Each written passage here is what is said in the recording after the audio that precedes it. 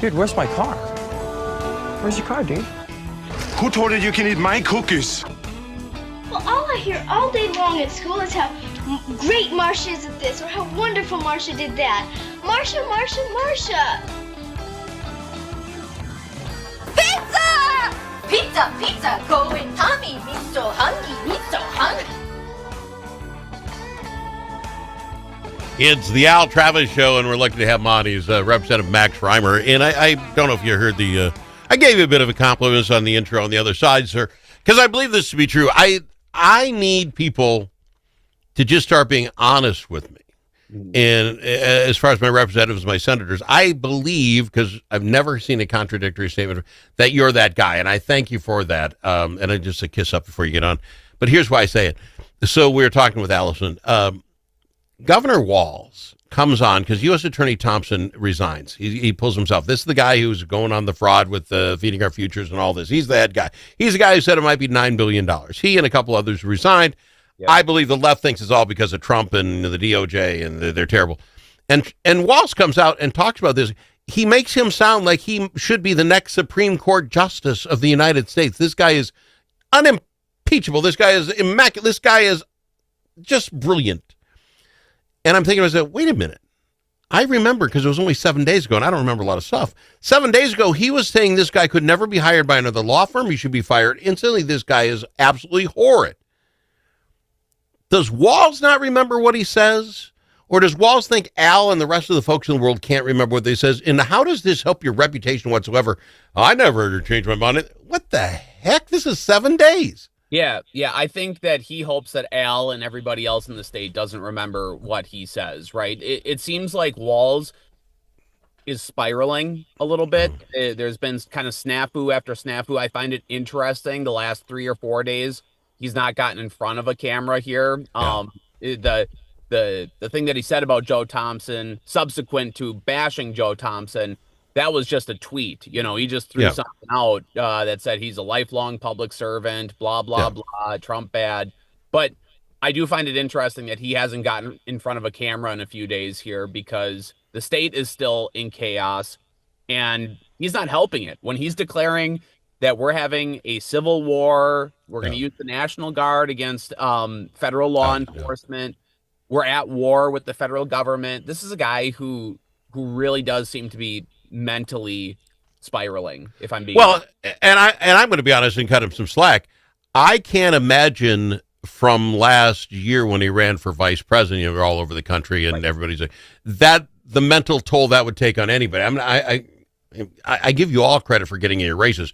Max, you run for your district, you're knocking on doors. I mean, the whole race thing is a big pain in the backside, and you do that nationally. So I cut him some slack. But you're right, Al. To go from that to completely radioactive within the course of a year, it's not like I might be mentally spiraling at that point. Yeah, that's what I'm saying. That's what I'm saying. He has been through the gauntlet, whether of his own doing or not. I'm not even suggesting that. But you look at the year one human being can have from possibly being the vice president of the U.S. to now I can't run for governor in my state to people literally putting in bills to have him get kicked out. Yep. Yeah. So I can see where he's tired and doesn't want on. But the problem is, you are correct. I've not seen Minnesota more to flashpoint since the Floyd riots, and he is nowhere to be seen. Yeah, that's not leadership. It's a problem, and again, it might be his fault. It might not be his fault. But what I believe to be true is that he is not mentally in a position where he can continue to do this job. And I might not blame him for everything that's happened over the last year and like why he might be in the mental state he's in. But I think the fact remains is that he's not capable of doing this right now. Let me throw this out. I don't know if you saw the video, but we had Senator Putnam on earlier today, and he's been on a regular. He comes on once a week on Wednesdays for us. Big Dem. I like the guy, quite frankly. I'll put it out. I just like the guy. I think he and I could smoke cigars and have cocktails and get along enough. I don't think we'd vote the same way on probably 25% of stuff. That's not my point. But they had an issue in St. Cloud. The ICE went there on, I think it was Sunday, Monday, and a couple, three of them, and they were basically kicked out. A crowd came and they booted them out. So, as ICE would do, came back with like 60 people. And they got this guy, and they're ready to leave. But now hundreds of St. Cloudians showed up, and there's going to be a confrontation. Things are not going to go well. Senator Putnam showed up, and I saw the 45-second version of what I'm talking about here. He literally had his back to the ICE agents. He was between them and the crowd and asking them to step back, nudging some back that were in, and you could hear him say, no, this is not the way we do this. I couldn't have been more proud of the man, because I can't tell you by name anyone else I've seen do this in any of the videos that I watch. And it's going to take people like that to say, stop it. You can protest, go stand on the sidewalk, do all you want. It's going to take that. We're not getting that from the mayor. We're not getting it from our senator. We're not getting that from the Congress people. We're not getting that from Mayor Fry. Where does it come from if it isn't now from the ground up then? Yeah, well, in contrast what Senator Putnam did to what some of my colleagues are doing right now, where there's this thing that keeps getting thrown out, legal observer, right? But what we can see plain text in video is that there are not legal observers in mass like this, right? Legal observer would be someone who's just recording on their phone. That's total. ICE isn't even shutting that down. But you even have representatives of my colleagues in the caucus who are going and trying to interrupt federal investigation, right? Yeah. And if this was your local police force, if this was in your local jurisdiction, we'd find that totally unacceptable. But for some reason, and the reason is because Tim Walz called them Gestapo, and the rhetoric is that they're a goon squad, that even representatives I serve with feel like it's important to go and interrupt lawful investigation. Yeah. Well, and I think, again, back to the Putnam take two steps back motto, and I would agree with that.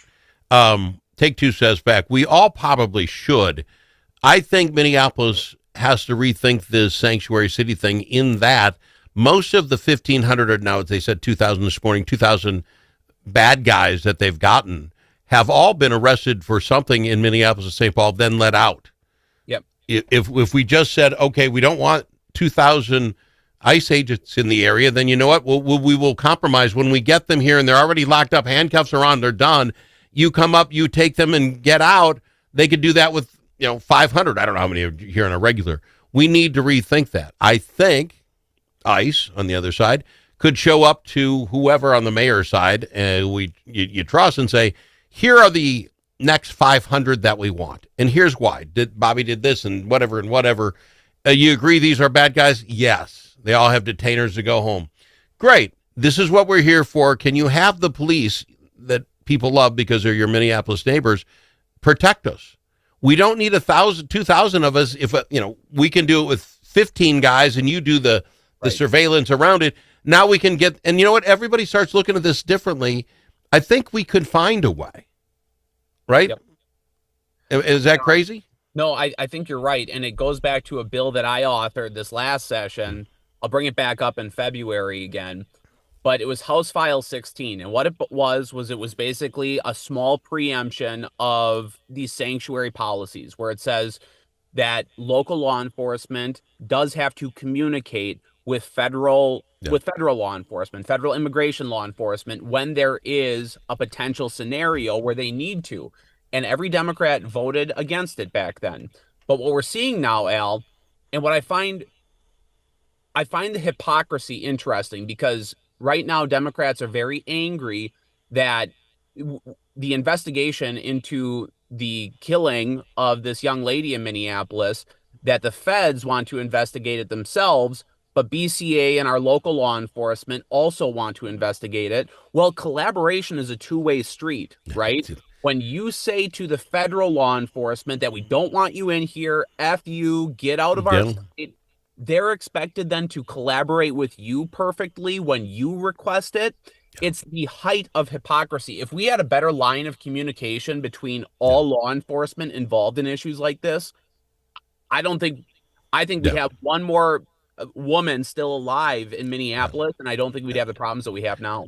I throw this out to you as just a hypothetical, but should the Minneapolis police have been there that day, they would have been in charge of the traffic and the stuff. Her parking parallel, that would have been their issue to fix, so ICE can go do icy things. Instead of ICE is doing traffic control. I've got my finger, the traffic control. Think how things might have been different if, like you said, that communication was there, that help was there. Things might have been completely 100% different. We need to relook at it. I got to go to break. I've got him. He's Representative Max Rymer on the Al Travis Show. Braver Angels Minnesota is part of a national movement that brings together conservatives, liberals, independents, and others to restore trust, respect, and goodwill in politics. We seek not to eliminate our differences, but rather deal with them head on, with respect and understanding. We do not try to change people's views, but how they view the other side. There will always be differences. Braver Angels Minnesota believes the best way forward is to change how we deal with those differences. Join the civil conversation at mn.braverangels.org.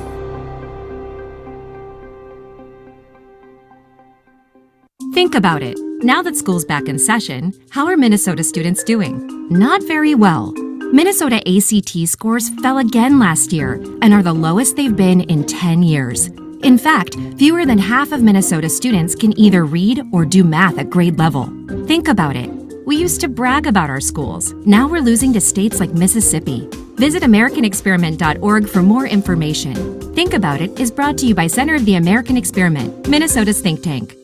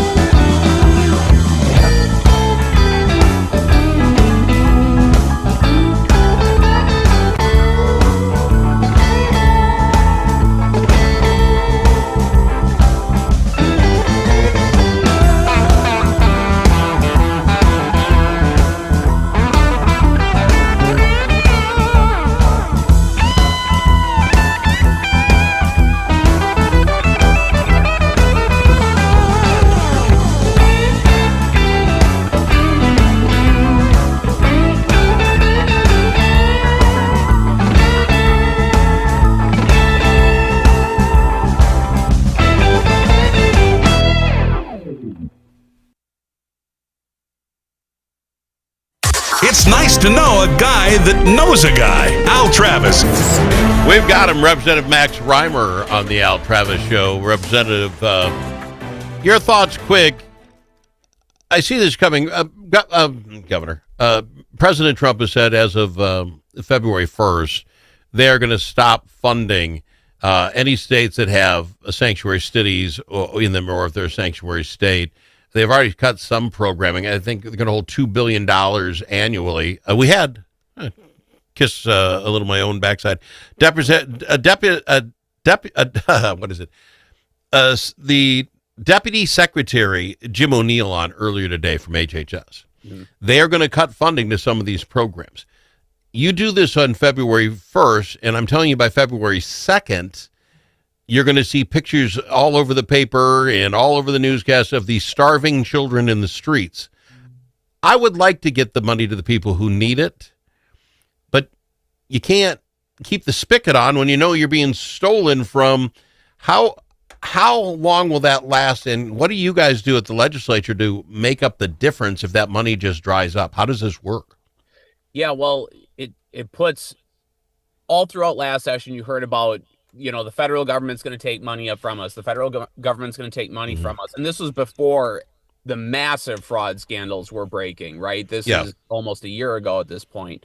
But the story that we have to tell is that Democrats are willing to sacrifice that federal funding to keep the protections of people who shouldn't be here. And that's what matters here. I mean, the pressure is on them to shirk for once their ideology in order for the betterment of Minnesota. If they are concerned about federal money going to HHS or federal money going to SNAP benefits, then there's a really easy solution here. We have one requirement that we need to meet, and we're not meeting it. So, and by the way, I have an issue as we get back into this next session about building our entire state infrastructure, our entire state budget around the expectation that we are to receive federal dollars. Like I think that is not future-proofing our state for any administration. So we have to take a look at how much we're actually relying on the federal government for any program, in my opinion. Well, the issue has been, at least in the last year or so, how tight the Senate is. They have one extra vote on the Democratic side and tied in the House. Is the pressure of the fraud that we've seen, and you can't find a person who said, I'm all for fraud. They say they're against fraud. They just don't seem to want to change anything. Is there enough pressure to get anything done come February? Is anyone on the Democratic side willing to move over and say, no, this is over the top, I can't do it? I'm a realistic optimist, Al. That's how I label myself, if you could call it that. No, I don't see that. I think for them, this next legislative session, this next year of midterm election season is really about sticking it to Donald Trump. And I think that is the pinnacle of their concern. And they will lay everything by the wayside to accomplish that goal, to stick it to Donald Trump. I think that is number one to them. If you can't find somebody to go over to your side, then I'm going to be a realistic optimist right back at you. I thoroughly believe that with the photos of children starving to death and all the rest, it could be very, very bad for the Republicans if that's how this goes, because your press is not covering this fairly. Like, say, why wouldn't you be mad at the hustlers who stole all the money to make the federal government pull back? Instead, it's going to be, nope, it's that bad man Donald Trump who's doing this. That's going to be horrible. But as long as we're speaking quickly about elections, and I brought it up, so that's how I do this in radio. It's called a segue. Governor Walz gets out, evidently talks to Amy Klobuchar, Senator Klobuchar, on Sunday, says, I'm out of the race on Monday. I think most of us believe that she wasn't going to jump into it the next day. Might look like it's planned, but everybody thought the following week she would. Mm-hmm. We're into week 2.5 now, and she hasn't gotten in. Your thoughts on that? Is there some calculated thing I don't understand in politics?